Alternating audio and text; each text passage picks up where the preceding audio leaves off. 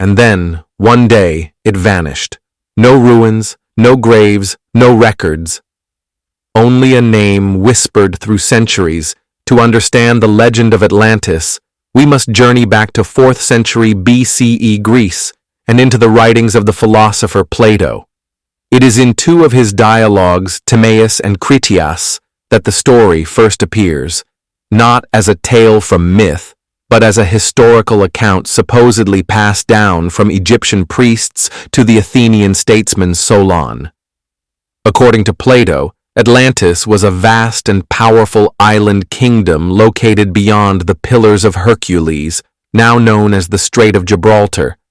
He describes a rich and advanced civilization, larger than Libya and Asia combined, with fertile land, towering mountains, and a capital city constructed in concentric circles of land and sea.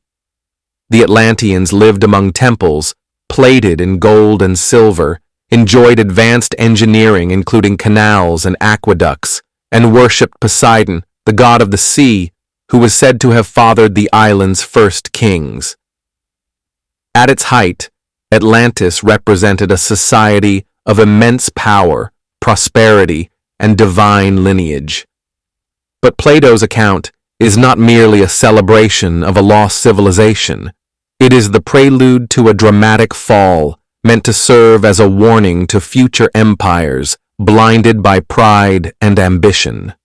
Despite all its grandeur, Atlantis was not immune to the corrupting influence of power. As the centuries passed, the once virtuous and noble Atlanteans began to change. Their wisdom gave way to arrogance, their justice to greed. What was once a balanced and enlightened society became consumed by ambition. Driven by a desire for domination, the Atlanteans launched a great military campaign against the lands of the Mediterranean, including ancient Athens. But in Plato's telling, it was the Athenians, righteous and brave, who stood firm and repelled the mighty empire. This defeat was not just military, it was moral. Atlantis, no longer favored by the gods, had violated the natural order, and so came its end. In a single day and night of unimaginable catastrophe, the island of Atlantis was struck by violent earthquakes and massive floods. The entire civilization was swallowed by the sea, disappearing without a trace. No ruins, no survivors, just silence. Plato presents this cataclysm not only as divine punishment, but as a lesson. Even the greatest empires can fall when they lose sight of virtue. Atlantis, once a paradise, became a cautionary tale, a symbol of how power without humility can lead to total destruction. For over 2,000 years, one question has haunted scholars, explorers, and dreamers alike. Was Atlantis real? Plato claimed it was. In his dialogues, he presents the story not as a myth, but as an ancient historical account passed down through generations. According to him, the tale originated in Egypt, where priests told the Athenian lawmaker Solon of a mighty civilization that existed 9,000 years before their time. Solon, in turn, passed it to his descendants, and eventually it reached Plato. But many historians argue that Plato never intended the story to be taken literally. They point out that Plato was a philosopher, not a geographer or historian.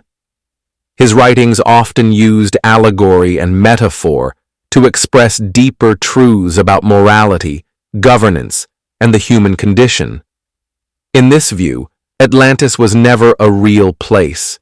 It was a fictional mirror designed to contrast the virtuous society of ancient Athens with the arrogance and decline of imperial power. It was a warning, not a memory. Yet despite academic skepticism, the mystery persists. The incredible level of detail in Plato's descriptions, the geography, the architecture, the politics, has led some to believe he was drawing from lost records or an actual event, perhaps distorted by time. The idea that Atlantis may be based on real history has inspired countless theories. Some researchers suggest that Plato's Atlantis was a cultural memory of the Minoan civilization, which flourished on Crete and the nearby island of Thera, now Santorini. Around 1600 BCE, a colossal volcanic eruption devastated the region, destroying coastal cities and triggering tsunamis, events that may have echoed through oral traditions and eventually reached Plato's ears. Others believe Atlantis was Tartessos, an ancient and wealthy port city in southern Spain, whose precise location and fate remain unknown. Then there are those who take Plato's words at face value, literalists who believe Atlantis was indeed a vast island beyond the Strait of Gibraltar, now submerged beneath the Atlantic Ocean. Despite advances in archaeology and oceanography, no physical evidence has ever been found to confirm this. No ruins, no artifacts, no sunken temples, and yet the absence of proof has only deepened the allure. Atlantis has become more than a city. It's a symbol of possibility, a mystery that bridges myth and memory. Whether real or imagined, Atlantis invites us to explore not only the ocean floor, but the deeper truths. Over the centuries, the question of Atlantis's location has inspired thousands of theories, some grounded in science, others in pure speculation. If Atlantis really did exist, where was it? Plato claimed it lay beyond the Pillars of Hercules, a name used in antiquity for the Strait of Gibraltar. From that clue alone, countless researchers have scoured the Atlantic Ocean and beyond for evidence of a lost world. One of the most widely discussed possibilities is the Minoan civilization, centered on the islands of Crete and Thera in the Aegean Sea. The Minoans were an advanced Bronze Age culture, with vast palaces, writing systems, and maritime trade networks. Around 1600 BCE, a massive volcanic eruption on Thera, now known as Santorini, triggered earthquakes, ash fallout, and tsunamis, devastating coastal cities and possibly plunging the region into chaos. Some archaeologists believe this event could be the historical seed behind Plato's account. A real disaster, filtered through centuries of oral tradition and later recast in his philosophical narrative. Another strong contender is Tartessos, an ancient city described in classical texts as wealthy, technologically advanced, and situated in southern Spain near the mouth of the Guadalquivir River. Archaeological excavations in the Doñana National Park have uncovered buried structures, evidence of trade, and even remains of a possible port, leading some to speculate that Tartessos could be the historical basis for Atlantis. It fits some of Plato's descriptions, rich in resources, skilled in engineering, and eventually wiped from history with little explanation. Still, no definitive proof links Tartessos to Atlantis, and many scholars remain cautious. Farther west, in the Atlantic Ocean, some theorists propose that Atlantis lies beneath the seafloor itself. In 1968, divers discovered a series of large rectangular stone formations off the coast of Bimini Island in the Bahamas. Named the Bimini Road, this underwater structure resembles a paved pathway or wall, sparking speculation that it could be a remnant of a sunken civilization. However, most geologists argue that the stones are naturally occurring beach rock shaped by tidal forces, not the remains of Atlantis. Nevertheless, the discovery ignited renewed interest in underwater archaeology and inspired more adventurous claims about submerged continents and lost knowledge. Other fringe theories take the search to more exotic realms. Some suggest Antarctica, theorizing that Atlantis was a prehistoric civilization buried under ice. Others look to the Caribbean, Sahara Desert, or even space, proposing that Atlantis was not of this earth but the work of extraterrestrial intelligence. These ideas, while often discredited by mainstream science, reflect humanity's deep fascination with ancient mysteries and the powerful role Atlantis plays in our collective imagination. Whether it's a sunken city in the Atlantic, a lost kingdom in Spain, or the echo of a volcano-wrecked island in the Aegean, the search for Atlantis remains one of the most captivating historical hunts of all time, not because we're certain it existed, but because of what we hope to find, not just ruins, but revelations. Theories come and go, but the dream of Atlantis endures, drawing us back to a time we may never truly know, yet can never forget. As the centuries passed and no trace of Atlantis was found, the legend didn't fade, it transformed. In the modern era, Atlantis shifted from a lost city of Plato's imagination into a cornerstone of pseudoscience, spiritualism, and speculative history. In 1882, American congressman and amateur scholar Ignatius Donnelly published Atlantis, The Antediluvian World, a best-selling book that claimed Atlantis was not only real, but the cradle of all ancient civilizations.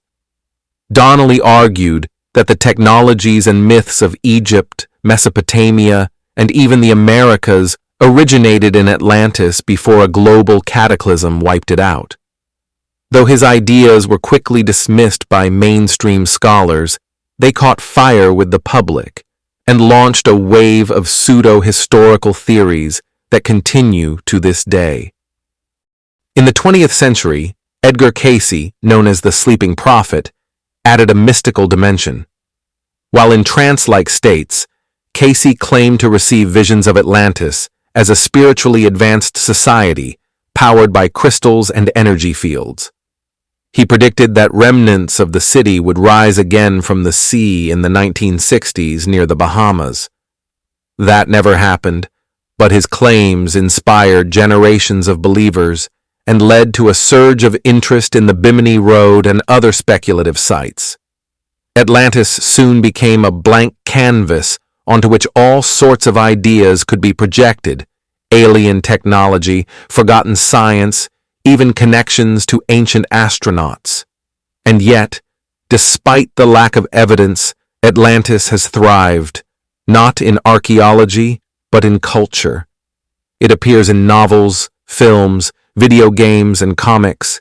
It's a kingdom in Aquaman, a lost world in Assassin's Creed, and the setting of countless conspiracy theories on late-night cable.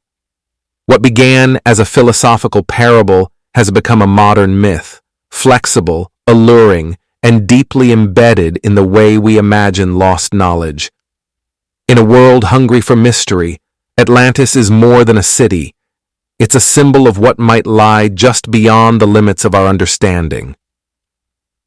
Long after the debates have cooled and the expeditions have ended, one question remains. Why does Atlantis still matter? For a city that may have never existed, Atlantis has left a permanent mark on our collective imagination.